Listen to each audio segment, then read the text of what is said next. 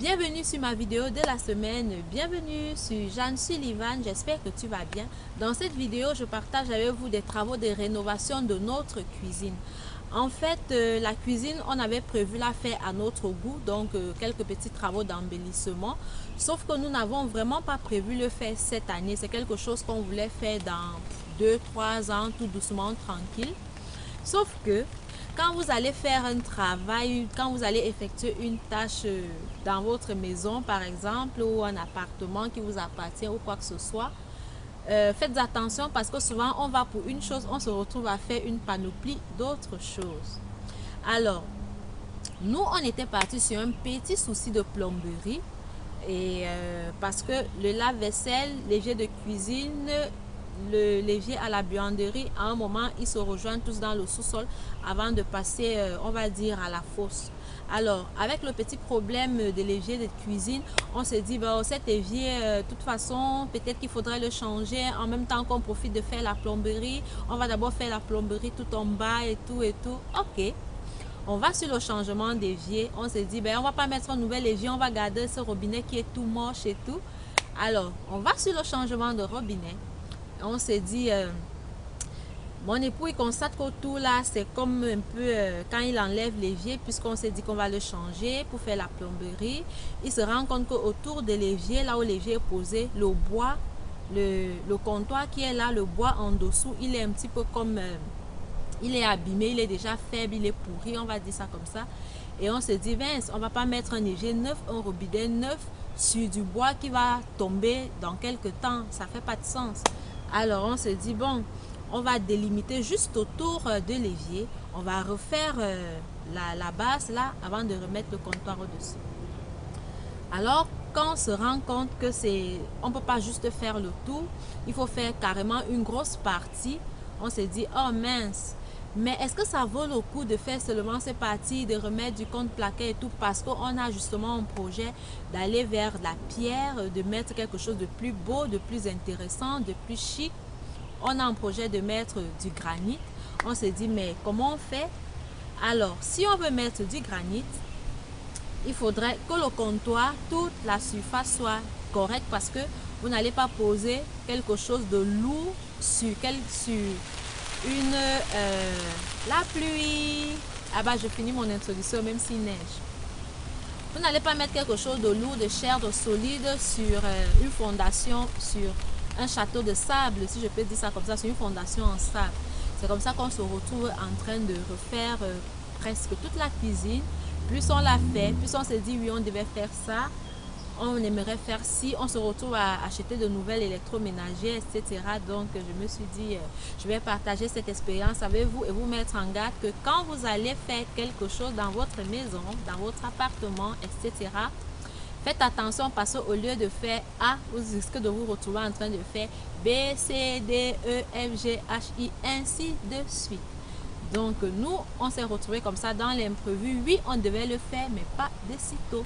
Heureusement pour nous, nous avons le petit-fils à MacGyver avec nous, qui est mon époux, qui est très bon en travaux, c'est-à-dire on les fait tout nous-mêmes.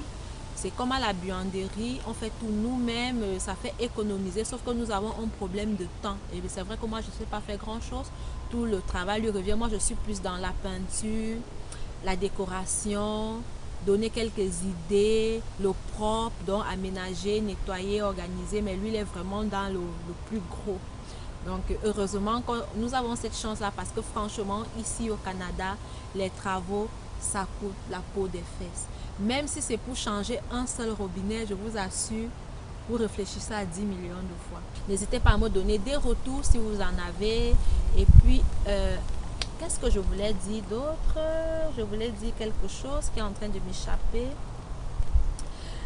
Bref, je vous fais plein de bisous. D'ici là, portez-vous bien. Voilà donc les meubles à changer, dont j'ai fait un cercle et les autres à garder qui ont le stick. Et tout au-dessus au plafond, on aimerait boucher ce trou-là, là où j'ai fait un rond en noir. Voilà donc la cuisine avant début de travaux. Comme j'ai mentionné à l'introduction, on était parti sur une petite panne de plomberie, on va dire ça comme ça. Il était question de changer juste le robinet de cuisine. et on s'est retrouvé en plein dans les travaux de rénovation.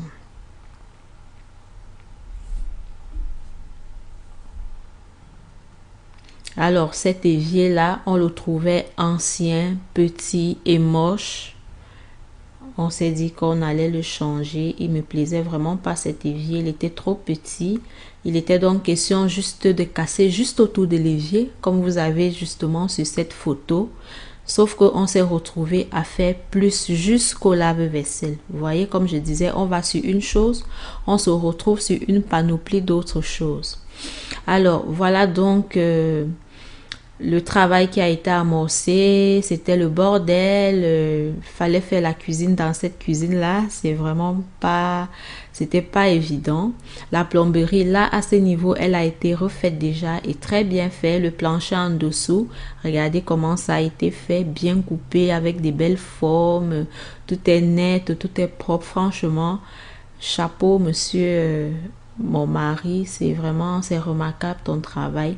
Là maintenant, qu'est-ce qu'il va faire? Il va couper le creux pour mettre l'évier, parce que on a décidé de mettre un évier encastré.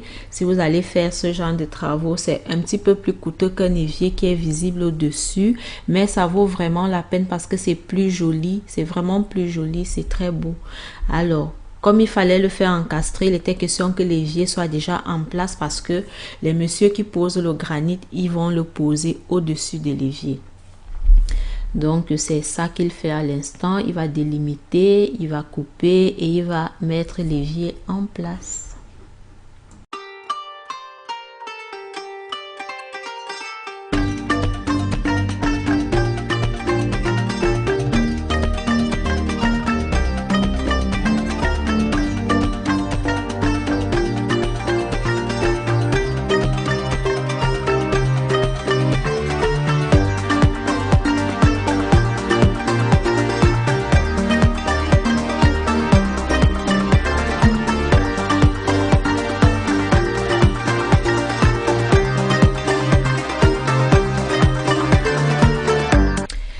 Et c'est fait, l'évier, il est à sa place. Vous voyez, ça prend la forme, tout est fait à niveau, tout est propre, le travail, il est méticuleux.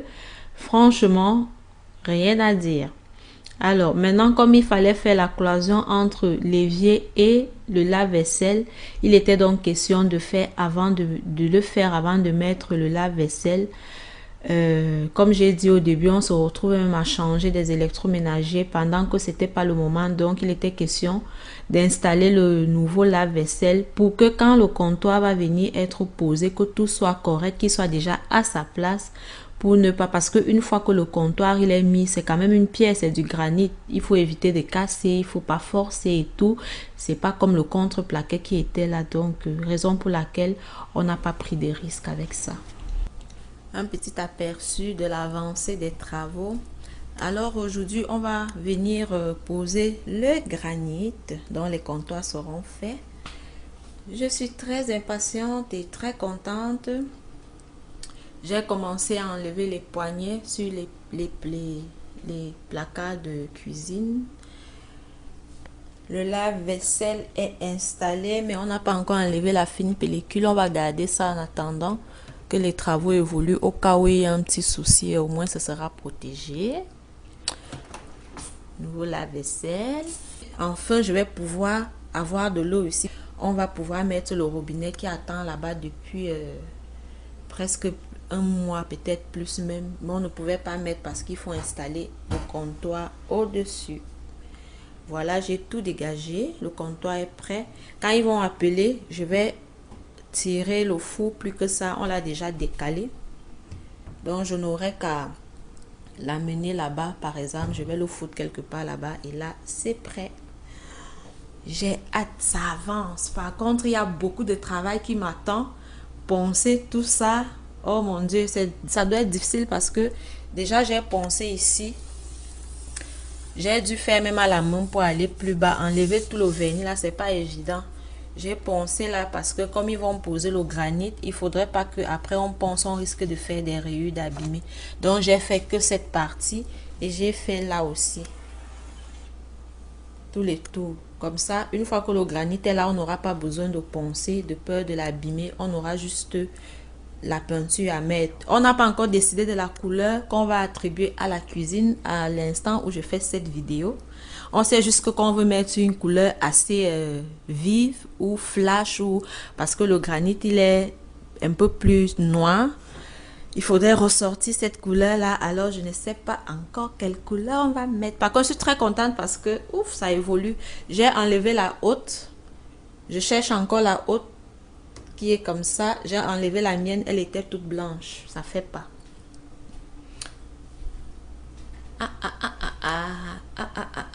Il me reste encore à vider tout. J'ai pas fini. Il y a encore des affaires là. Il y a encore quelques épices là-bas. Et la vaisselle, j'avais enlevé. Je n'ai plus beaucoup de choses à enlever. Ça, c'est la petite vaisselle que j'ai laissée qu'on utilise quotidiennement. Et je vais enlever aussi parce que quand on ponce, ça fait plein de poussière et ça donne du travail de laver tout après. Je vais tout vider et je vais faire un effort de poncer successivement à des jours successifs sans interruption pour finir le plus tôt possible au ponçage et nettoyer en une fois, faire un grand ménage. Regardez les veines, la pierre, le granit. C'est magnifique. Regardez les belles veines. Oh my god.